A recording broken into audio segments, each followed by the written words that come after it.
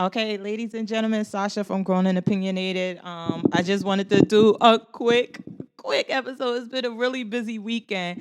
So unless you've been living under a rock, you saw that Diddy settled the settlement with Cassie. And when he settled, I don't want to say a lot of, but a few people came out in support of him and against Cassie. And as I discussed on the previous podcast, my question was, is Diddy gonna get canceled, or will there be any repercussions from the media, radio stations, or anything for that? I mean, the allegations that she said and the stuff that he did.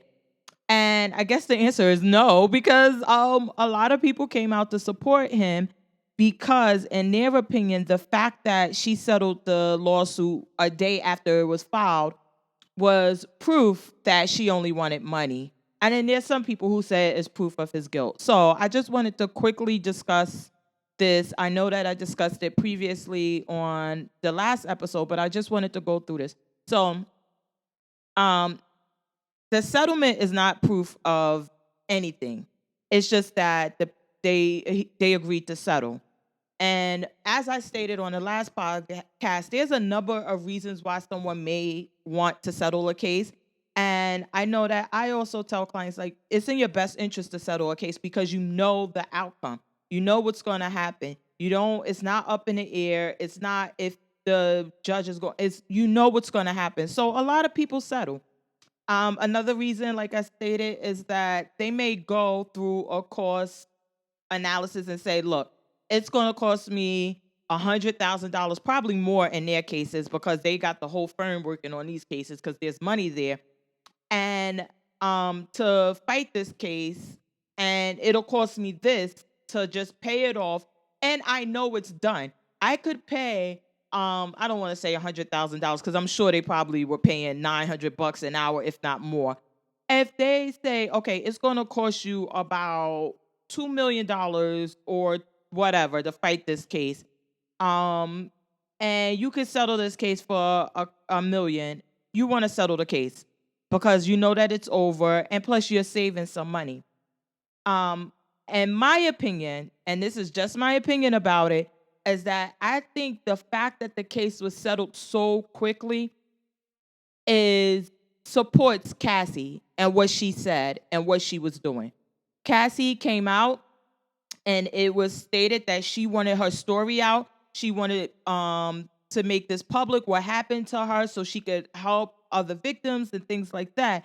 And the quick settlement is proof. Like, all I wanted was my story out. I was discussing it with a friend earlier. I'm like, once you file a complaint, a public complaint, I mean a civil complaint, it's public record. It's public record.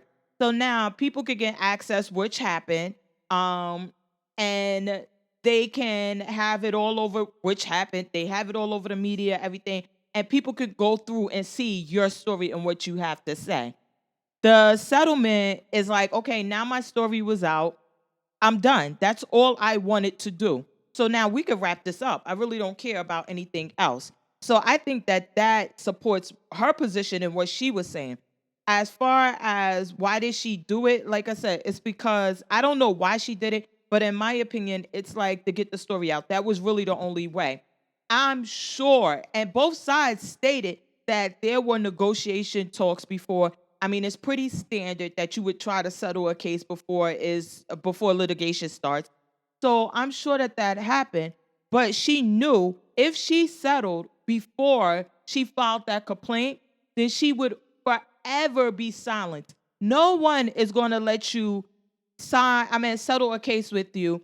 And especially for the amount of money that they were talking, let's say it was seven, eight figures, whatever it was, 30 million, whatever it was. No one is going to give you $30 million and then have to worry for the rest of their days if you're going to come back and sue them again, or if you're going to say that they did something to you and ruin their reputation later. All of that is wrapped up in that settlement. No party can sue the other one. You sign non-disclosure, so you can't tell what the non-disclosures, but also like confidentiality agreements. You can't discuss the terms unless it's your accountant, your lawyer, people like that that would need to know. And then there's usually language that says you cannot make any disparaging remarks about this person. You can't do this. You can't talk about what happened. Everything, like, it seals everything up and wraps it up in a pretty bow. So had she done that before, her story would not have came out. It would just be the industry secret. Because apparently, I mean, hearing a few, I always give credit to Angela Yee. I love Yee. I wish she would just do the show by herself. I love her. I love her. But Angela Yee and a few other people were brave enough to say, yeah, it always seemed like something was up.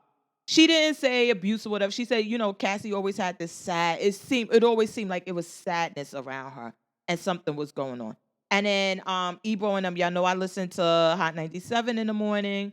It's just a better show. Breakfast Club is over.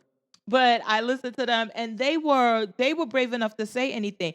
But the fact remained is that right now, as we speak, Diddy has not been canceled. There has been little to no backlash against him. I turned on the radio, his songs are playing. Nothing stopped that. I think they just had one thing where they said they canceled his liquor day party, but you already know that the liquor brand was looking to get rid of him anyway. He was suing them, saying they were racist, but they were looking to get out of their deal, to not pay him and get out of their deal anyway. So I'm not giving them too much like props for canceling this part, because that could have been, they're just using this now as an excuse. Y'all been wanting to get rid of him. But there's no backlash. No big media platform has come out and said anything. No one is standing in support of her. Except for the people, I don't want to say, I listened to Angela Yee this morning, but I didn't hear anything. But I did hear Ebro and them, and it kind of mimics some of the things that I was saying about what abuse looks like and what was going on there. We really don't know. But while some of it I don't, and some of the things, they're her allegations, and it's just my opinion about it. I don't see it as being that way. But the clear violence, the physical assaults, those things, yes, that's horrible. It's horrible. And her age when she started that at 19 until, I don't even think Cassie is, she's definitely not 40. Maybe she's early 30s or late 20s. Yeah, that had to be a lot on her. But that's my opinion about it. I would love to know your opinion about it. I told my friend, I say it's kind of like high school now. If the general public and the media and everyone likes you, then you can do no wrong. You can do no wrong. But if they don't like you, everything you do is wrong. And when we were talking, I used the example of Kanye West. When Kanye West said the thing about George Bush not liking white people, and he was talking about other things that people supported, I mean, there was a whole thing, a campaign about Kanye for president in 2020 or whatever year it was that he was supposed to. Yeah, I think it was 2020. They like Kanye for president and all of these other things. Then the minute Kanye says something they didn't like, it was like, oh my God, he must be losing his mind. Is he crazy? He needs to go on meds. And ever since, it's like nothing he says or does is right. Donda is a classic album. I don't give a fuck what anybody has to say. It's a classic. The Life of Pablo, same deal. However, he's not going to get that recognition, or nobody's really going to stand up and say that, because they just don't like him anymore. They don't like him. And I guess now people like Diddy. Everybody loves Diddy. So I think that these things are going to brush over. And it's almost time for Miss Mariah Carey season to start.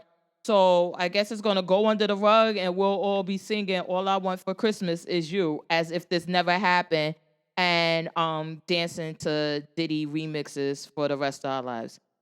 But that's my opinion about it. Y'all let me know what you think. You can follow me on X, formerly known as Twitter, at JMO About. I'm on Instagram at grown underscore and underscore opinionated. The videos are on YouTube at Grown and Opinionated. The podcast is available on SoundCloud and Apple Podcasts, which I love because you get the notifications. You know that's coming up. And then you'll never miss an episode if you're subscribed on Apple Podcasts. All right. Until the next time, Sasha out. Peace out.